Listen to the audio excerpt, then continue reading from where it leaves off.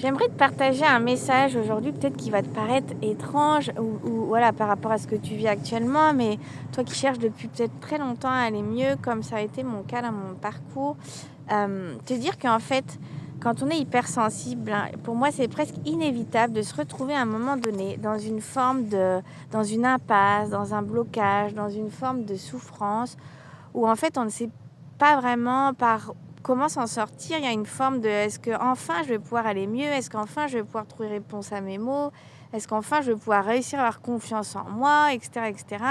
Euh, pour moi, c'est presque inéluctable. Je l'ai vu dans mon parcours, je le vois chez les gens que j'accompagne, parce qu'en fait, il n'y a jamais vraiment personne qui nous a appris, qui t'a appris à te comprendre, comprendre qui tu es, qui t'a pas vraiment appris à valider qui tu es, tu vois, dans tout ce que tu es, qui t'a pas vraiment appris à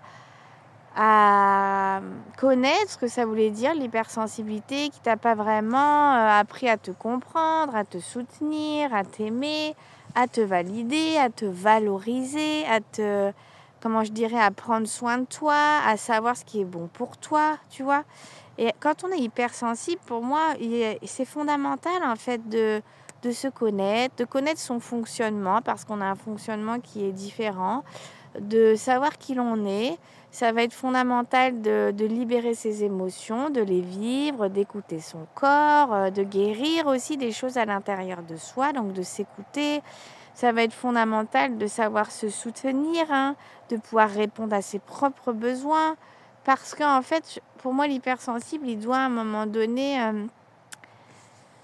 voilà, faire en fonction complètement de lui-même, de sa manière à lui, pour vraiment trouver une forme de profond apaisement, de soulagement, d'épanouissement. Et ça, c'est quelque chose qu'on ne nous apprend pas à l'école ni en famille.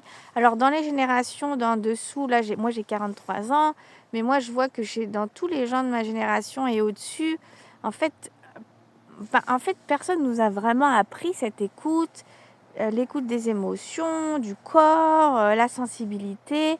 Donc en fait, pour beaucoup, on s'est construit par rapport à un schéma inversé, tu vois, qui te dit qu'il faut pas t'écouter, que les émotions, faut les garder à l'intérieur, que faut tout minimiser, banaliser, qu'il faut être fort, avancer, que c'est la tête qui mène la danse, que en fait la sensibilité c'est une faiblesse, c'est quelque chose qui n'est pas c'est quelque chose qui n'est pas, voilà, qui est un petit peu bizarre, qui n'est pas normal. Là, on t'apprend à être fort et puis aussi à pas être dans ta vulnérabilité, parce que finalement, c'est pas bien, hein, c'est la honte de paraître faible, d'avouer ses vulnérabilités. Voilà, donc en fait, dis-moi si ça te parle, hein, tout ça en commentaire, mais on apprend en fait tout l'inverse, on se façonne tout l'inverse de ce qu'on est, de ce qu'on a besoin. On sort de notre corps quelque part, on n'est que dans la tête, on est dans des injonctions du mental de il faut que ça soit comme ça et être fort, on se met une pression dingue, on laisse les émotions complètement de côté, on estime que ça n'existe pas quelque part. Et du coup, l'hypersensible que tu es et l'enfant que tu étais, parce que ça a commencé là, qu'est-ce qu'il a fait? Voilà, il a appris très tôt à se mettre de côté, à répondre à l'extérieur, à ne pas écouter son corps, à laisser les émotions de côté, à réfléchir avec sa tête. Il en est même venu peut-être à se dire que c'était pas bien comment il était, c'est pas bien les émotions, etc., etc. Et donc l'adulte que tu es devenu, il a grandi avec tout ce qui s'est façonné à l'intérieur de toi depuis que tu es enfant de cette manière-là, ce qui t'a amené à te déconnecter inconsciemment de ta nature profonde et de qui tu es et de tes besoins à toi en fait, de ta manière à toi, parce que c'est pas parce que cette génération-là ou les générations pensaient comme ça, c'est pas parce que la société à beaucoup d'égards pense encore comme ça, que toi tu dois continuer de penser comme ça. Toi, tu as le droit d'être qui tu es, dans ton hypersensibilité, tu as le droit de t'écouter, tu as le droit de libérer tes émotions, tu as le droit d'écouter ton corps, tu as le droit de choisir une vie où tu es bien, tu as le droit de prendre soin de toi, d'aller à ton rythme, tu vois, de valoriser la sensibilité, parce que c'est quelque chose qui est beau en fait, c'est quelque chose qui est au cœur de l'humain, de l'humanité, qui a été étouffé quelque part, réprimé, mais il est grand temps que ça puisse se relibérer, se réintégrer, que les gens puissent retrouver la force, je dirais, de leur vulnérabilité, parce que c'en est une, c'est un grand courage aussi. En fait, tout s'est construit à l'envers, moi j'ai l'impression, alors qu'en fait, ces injonctions de juste toujours aller bien, alors qu'en fait, j'ai le droit d'aller mal et j'ai le droit d'aller bien. Tout ça, ça a sa place. J'ai le droit de vivre des émotions dans un sens comme dans un autre. Pourquoi je devrais lutter indéfiniment? Parce que ce schéma un petit peu à la dure, je dirais, qui nous coupe de nous, il nous amène à être dur, à être en force avec soi et à lutter. Donc ça veut dire que c'est ça qui crée la souffrance. Donc moi, je vois tous ces adultes qui sont hypersensibles, qui sont là en lutte avec eux-mêmes, avec leur sensibilité, avec les émotions, en me disant j'en ai marre, ça me fait souffrir et je veux mettre ça de côté, je veux m'en débarrasser. Mais non, parce qu'en fait, derrière tout ça, il y a une croyance qui vient dire que t'es pas assez fort, que t'es pas normal, que les émotions, c'est pas normal, qu'il faudrait quand même réussir à aller bien et s'endurcir. Et tout ça, c'est un sabotage permanent parce qu'en fait, cette émotion, elle a besoin de sortir, elle a besoin de se vivre, elle a besoin d'être accueillie dans l'amour et dans la douceur et dans la tendresse parce que cette émotion, elle porte aussi la charge d'un enfant à l'intérieur de nous, d'un adolescent, de choses qui ont été vécues, qui ont peut-être été minimisées, banalisées, mises de côté, tu vois, qui ont été comme si c'était rien, alors qu'en fait pour toi c'était beaucoup, c'est quelque chose qui t'a impacté, c'est quelque chose peut-être qui t'a fait mal, c'est quelque chose qui t'a touché et en tant qu'hypersensible, parce que l'hypersensible il est touché fortement, il ne peut pas faire autrement. Donc il ne peut pas contenir indéfiniment, faire semblant indéfiniment, il ne peut pas tout cacher, être lisse, tu vois, comme ça, c'est pas possible. Il y a de la nuance, il y a du détail. Et c'est ça qui fait la beauté de qui tu es. C'est tout ça, en fait, qui fait qui tu es. Et plus tu vas pouvoir ramener ce regard bienveillant pour toi, cet accueil pour toi, cette nouvelle relation avec toi-même, d'accueillir un ensemble de qui tu es, d'aller autoriser, d'aller libérer, d'aller regarder avec tendresse des zones d'ombre peut-être de toi que tu ne veux pas voir, mais qui en fait ne sont que des parties de toi qui ont leur place en toi, qui ont leur pleine légitimité d'être. Donc le problème, c'est pas tout ce que tu vis là, c'est tout ce qui s'est construit et façonné, en fait, je dirais, on va simplifier au niveau de ton mental, de tes croyances, qui t'empêche de vivre ton émotion, de la regarder avec douceur, qui t'empêche d'être qui tu es dans ton hypersensibilité, qui t'empêche d'écouter ton corps parce qu'on t'a dit que c'était... Enfin, tu n'as jamais appris à le faire finalement. Parce que c'est un réapprentissage. On vient déconstruire des choses pour reconstruire. On vient réapprendre finalement à être soi, à s'écouter, à se connaître, à se comprendre, à prendre soin de soi. Et ça, c'est normal et on devrait l'apprendre depuis il y a bien longtemps. Donc voilà, dans nos générations et les générations d'après, c'est quelque chose qui se développe de plus en plus et c'est une chance, moi, je trouve. C'est une chance de pouvoir mener ce chemin pour être heureux, pour être apaisé, pour être plus serein, pour avoir plus confiance en soi et mener une vie qui nous ressemble vraiment, où on est bien. Pas une vie, on est toujours à se forcer à être à côté de soi-même, à suivre l'extérieur, où on n'est pas bien finalement, parce que... Et être pas bien, et là je sais de quoi je parle parce que je viens de très loin dans ce chemin, c'est pas vivable en fait. Donc je te comprends.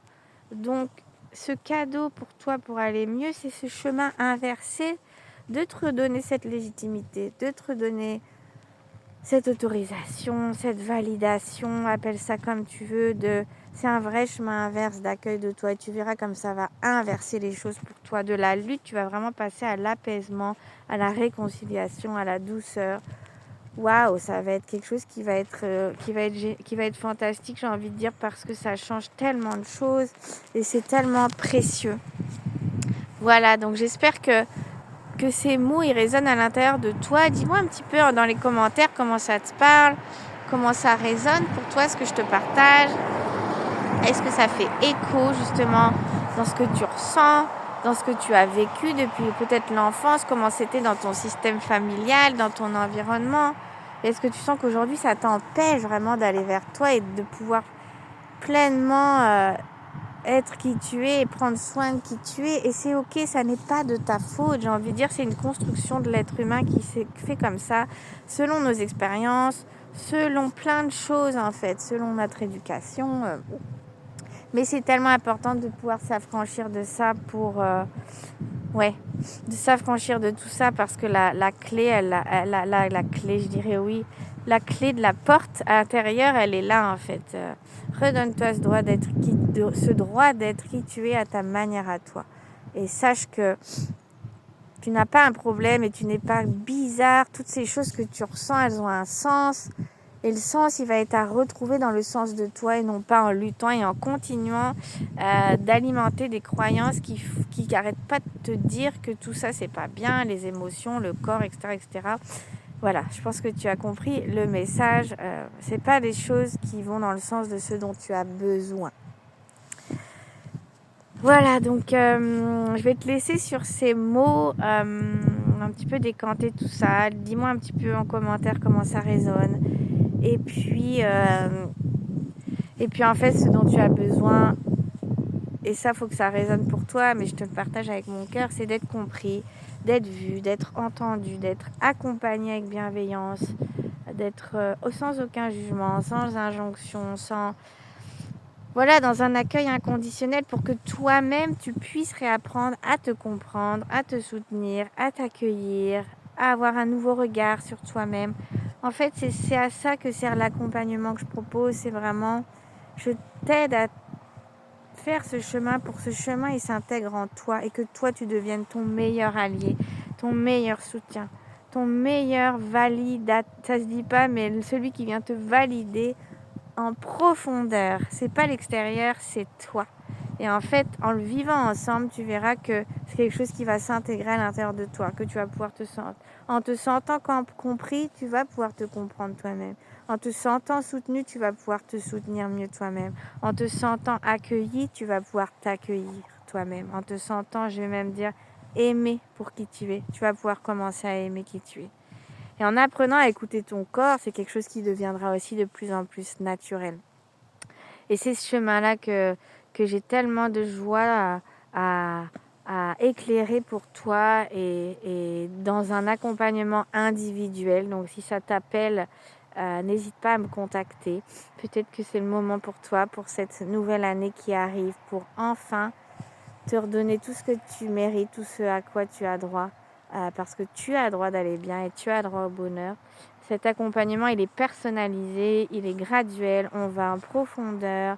C'est des séances où on prend le temps de 2 heures, voilà, où je suis là avec toi, à tes côtés. Et je te promets que tu verras un vrai changement avant et après. D'ailleurs, tu peux voir les témoignages sur mon site juliette-fontaine.com pour un petit peu voir comment ça se passe, qu'en disent les gens. Et puis, tu en as peut-être déjà entendu parler, mais je lance aussi un accompagnement de groupe le mi-janvier, vraiment dédié à la reconnexion à soi et au corps, parce que c'est fondamental dans ce chemin-là, parce que ce chemin-là demande de sortir de la tête forcément pour reconnecter avec soi. Et soi, va falloir ouvrir des nouvelles portes pour soi-même, et donc le corps est une porte privilégiée d'accès à soi-même. Donc, ce sera à partir du 14 janvier en ligne à 18h et du 15 janvier à 18h en présentiel à Antony, 2 petits groupes de 6 personnes maximum pour la reconnexion vraiment au corps par le mouvement psychocorporel, MLC, le dialogue intérieur issu de la méthode IFS notamment, et puis tout ça relié à mon accompagnement, à l'hypersensibilité, à l'écoute de soi, de l'émotionnel, transformer cette relation à soi pour transformer sa vie. Voilà, je te dis à très bientôt. J'espère qu'on pourra se rencontrer au-delà de cet écran. Je te souhaite de prendre soin de toi et de voir la lumière qui brille là, cette étoile qui te guide parce qu'elle est là. En tant qu'hypersensible, on a une étoile très forte qui nous guide. Et je suis sûre que tu peux la sentir parfois, mais c'est pareil, cette étoile, il va falloir enlever toutes les choses qui se sont mises autour et qui nous empêchent de la contacter. Et ça, c'est aussi en revenant dans son corps que ça peut se passer, se vivre surtout. À bientôt.